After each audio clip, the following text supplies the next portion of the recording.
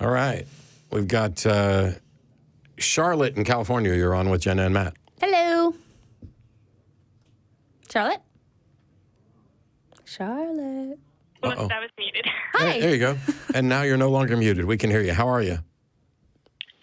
Ooh, that's a great question. I would say right now I'm good. I mean, I'm so nervous, but... Oh, it's okay. Take your time. I wanted to call and ask about, I'm in a place where I'm questioning my faith. I have a family. I come from a Christian family, and it's really hard to just stop believing. Mm-hmm. Is it? It is. Is it? No, Well, I'm asking. Logically, but I'm asking because I can understand how it could be difficult to acknowledge that you don't believe, or to do so publicly, or to stop acting as if you believe. But you're either convinced that a God exists or you're not. And so I'm just trying to get clarity about what we're dealing with here, because there are a lot of people who are in a position where they are a sincere believer and they're going through it, and then they have doubts, but their doubts don't put them in a position where they disbelieve. And then there are many who realize, I don't have any good reason for this. I'm not convinced that it's true, but I'm afraid of the consequences of acknowledging that publicly. I'm afraid of losing my family, losing my community. And so then we're talking about like two different things. It's whether or not you are a believer who is struggling with that belief, or whether you have fallen away and you're no longer a believer, you're an atheist, but you're afraid of the label and the consequences of all that. I would probably say it's the second one. Yeah. Probably You're not alone. And go ahead and tell us what's going on and what's worrying you. And I mean, we're happy to offer whatever advice and everything we can, but everybody's situation is a little bit different. And there are people who I have said, given your situation, don't come out. Mm-hmm. If it's not safe for you physically, financially, emotionally, wait until the world is safer for people to come out.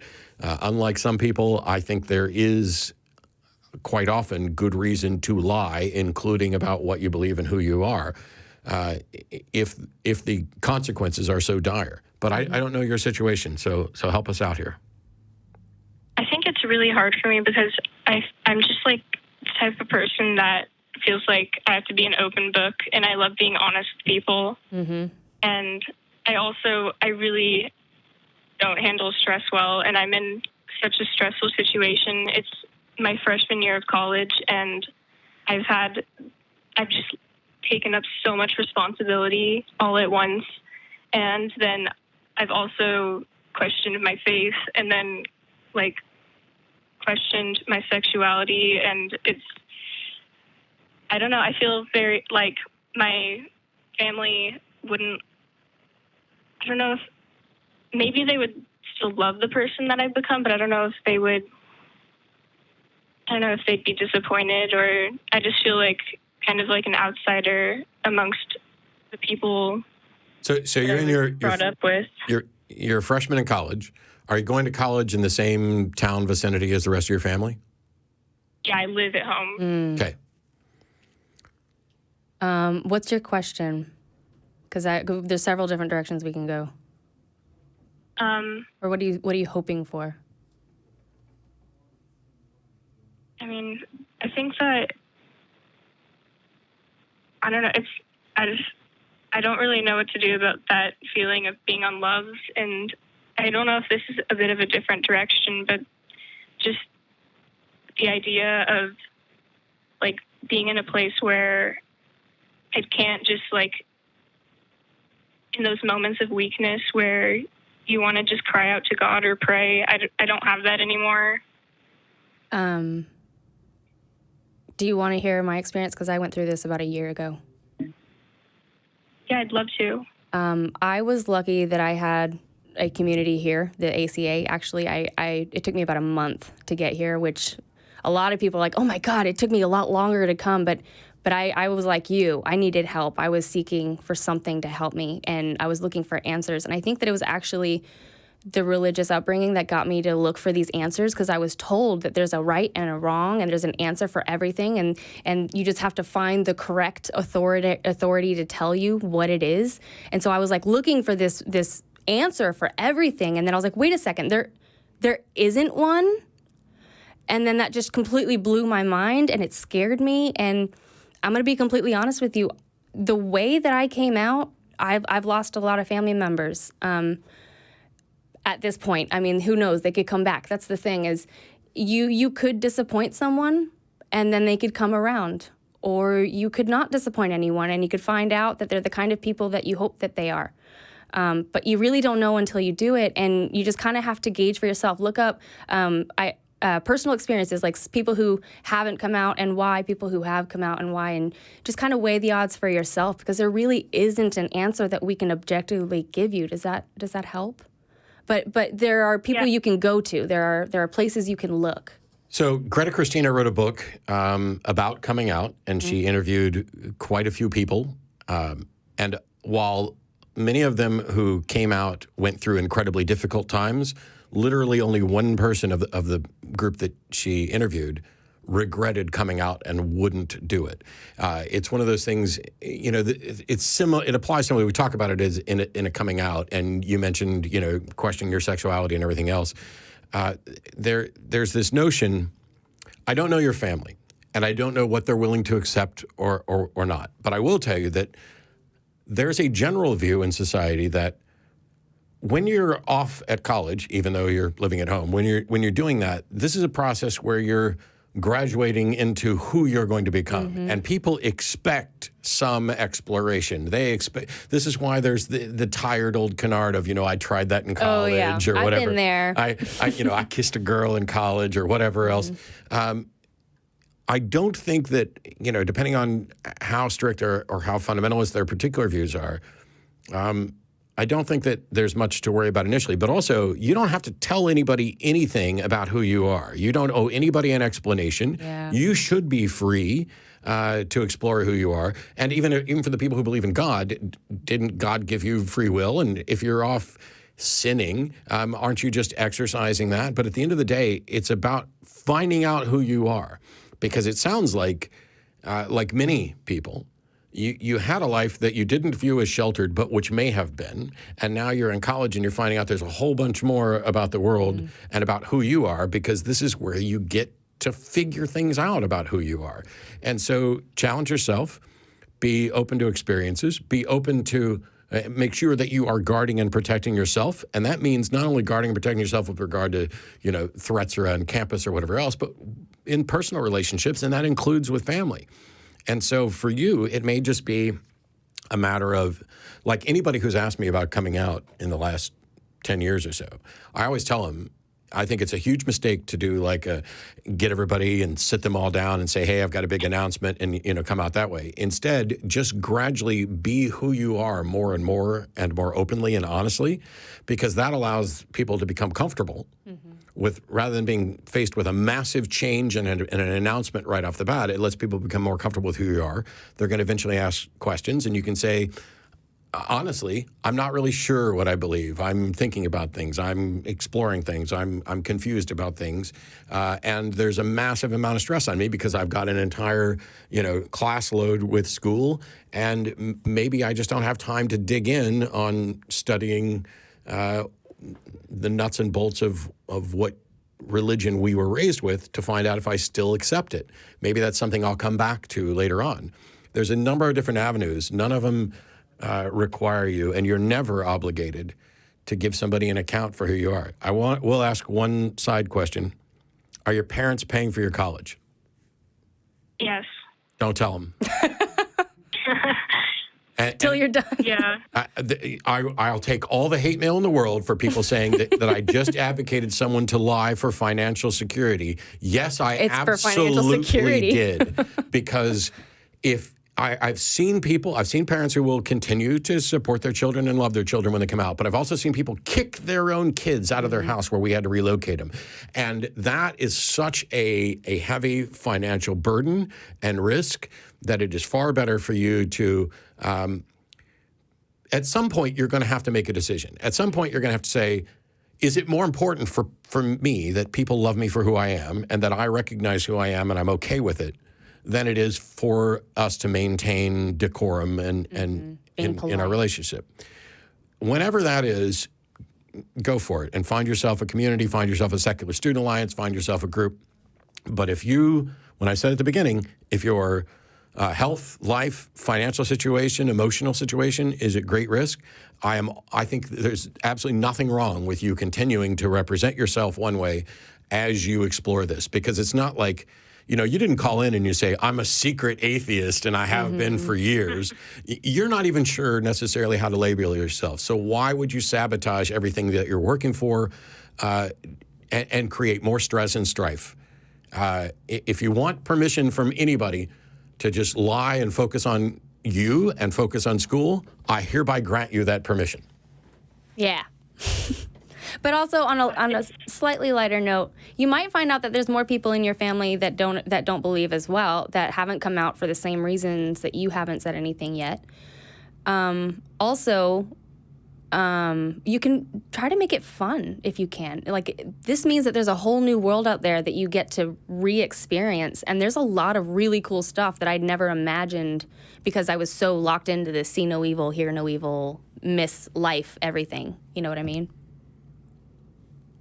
Yeah, I know what you mean. Probably one of the best things you can do, which we recommend all the time, contact Recovering for Religion, find yourself a secular organization, a peer group with people who might be going through similar things, and have those discussions.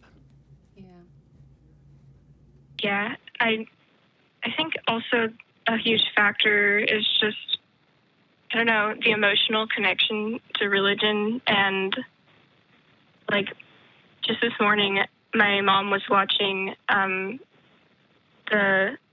the sermon on TV, and the beginning of it had the music and the choir, or not choir, just the band singing.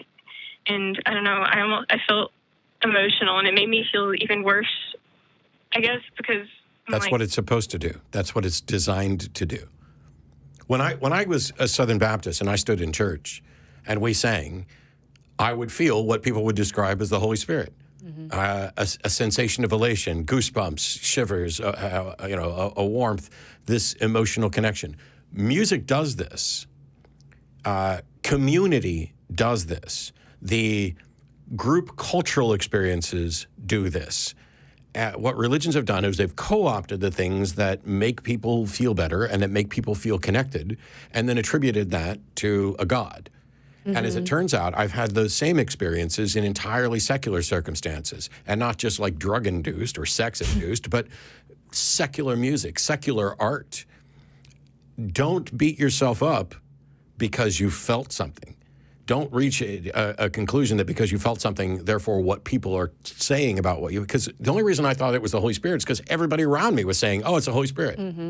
Well, none of that is proof of what it is. And as soon as you find out that those similar types of experiences can be achieved through things that your religion would discourage, and that's an interesting point, why on earth are so many religions so down on the other things that provide us community and good experiences that aren't church? That is how a monopoly reacts to competition. And I get that you're going to feel emotional, and there's absolutely nothing wrong or abnormal about that. I just recommend exercising caution about what conclusions you reach based on that, because that is how people are manipulated. It's like, oh, didn't you feel this, when the music started playing? Yeah, I did. And I feel it when Sia sings too. So that's the thing, is you can look at your religion and try to look at the aspects of it that made you feel good or that you got something out of, and you can look around and see what can I replace this with? Like, if you like, for example, I was a Catholic. There was this thing that called adoration, where we would go into this room and God was there, and you sit, and it was silent, and I loved it. And then now I meditate. Like, there's a secular version of that I get amazing results after meditating, better than I got from adoration. What's the biggest thing you're afraid of, Charlotte? I mean, I don't know. It's just accepting, like, death and losing all that community. I understand what you guys are saying about like finding that sort of spiritual outlet in another place. I haven't really found that yet. So that's also, I've really struggled with that, having like kind of like that hole in me. It's part of taking care of you. Focus on exploring and finding out who you are, getting comfortable in your own skin, and the schoolwork that, somebody's paying for and is valuable, and let the rest of it rest. And realize that you're the one that got you through everything that you thought God got you through. You did that. Yeah. You're stronger than you think you are. You are God. Although you need to exercise caution if you're sitting around. Which God? It's Christmas dinner and you decide all of a sudden that you've had enough. I wouldn't recommend opening Christmas dinner with "I am God and I denounce yours." That's probably not the best way to I'm go. obviously not being literal. Yeah, I just it's just so difficult. Like I hear what you guys are saying, and I definitely see it as being a long and difficult road, and It is. just I don't know. It's hard when I feel separated from my family because of it, and I don't know. Like lately, I kind of just don't talk to them very much. And it's hard when I have like my younger brother come up to me and ask me to pray for him or something like that, and it's just I'll say yes, and I still just I don't know. I feel Just be available. Be an example.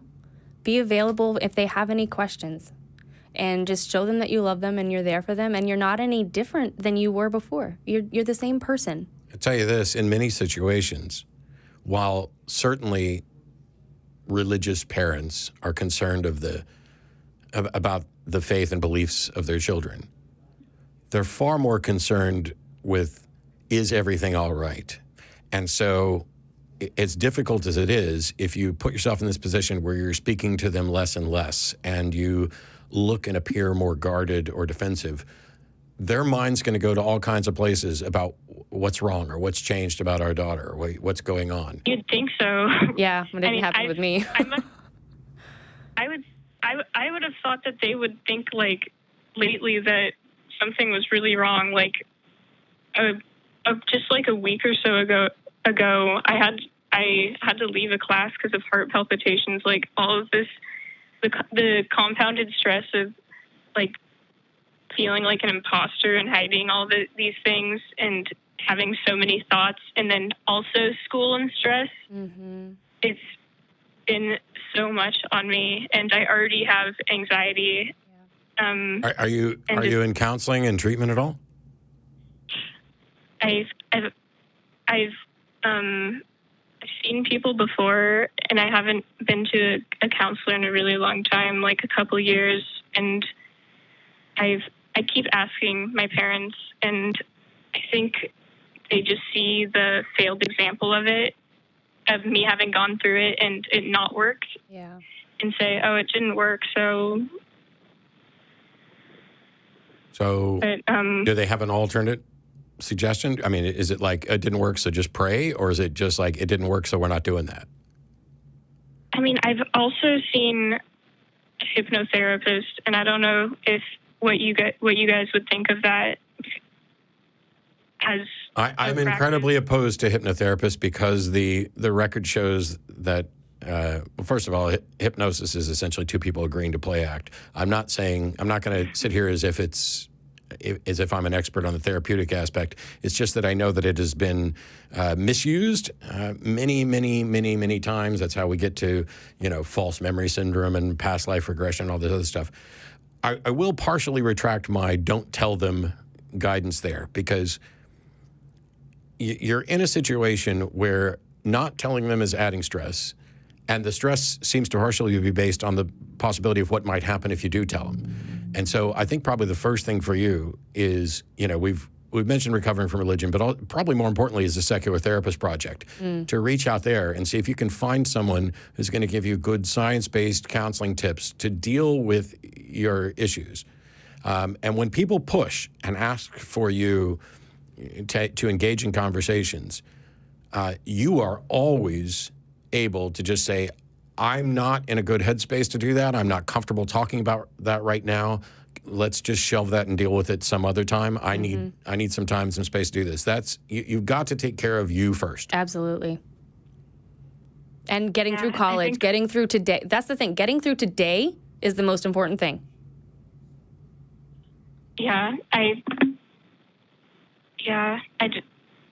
That's hard. I know, because you're so worried about everything that's going to happen. And I know it's hard not to worry about that stuff, but just try to focus on what you have to do today. And then tomorrow, focus on what you have to do tomorrow. And if this becomes an issue, I mean, hopefully you've talked to enough people by then that you have kind of an idea of how you want to handle it. But ultimately, you'll handle it the way you feel is right at the time. Yeah. Trust yourself. That's even harder. Oh, I know. Yeah. I really, you're going to need to find some friends, some community there that you're comfortable talking with. And I know for people suffering from anxiety, saying, oh my gosh, I've got to go out and, deal with other people. That's, I don't have enough spoons for that. It's difficult advice. But you're in a place where there's so many different kinds of people. If you're in a college, there's got to be so many different kinds of people that you could probably go to different groups and try to find maybe just a couple people that you can kind of claim as yours, just kind of build your own community over time. You'd be surprised. I go to an art school, so oh, really?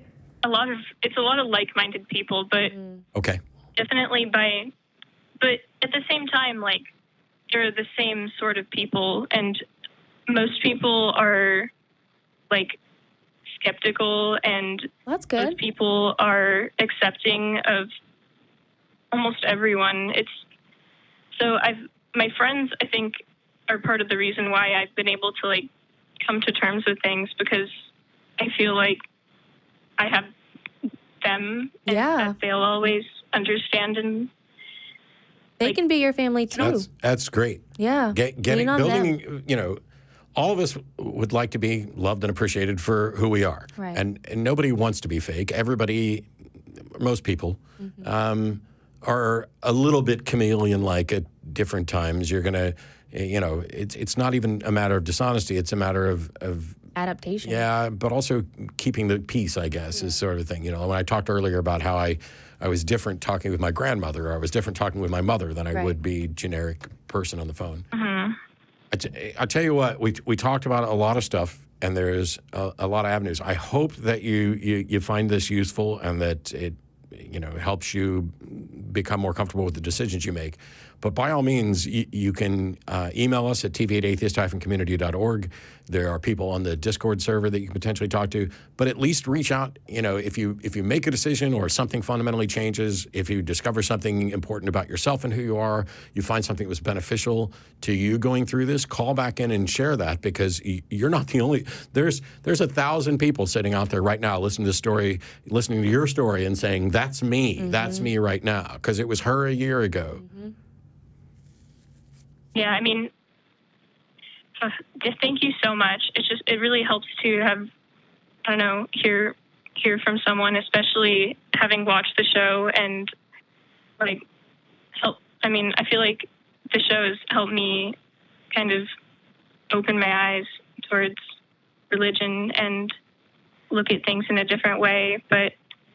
And I hope I wasn't too, I don't know, I scatterbrained during the call. No, you were absolutely fine.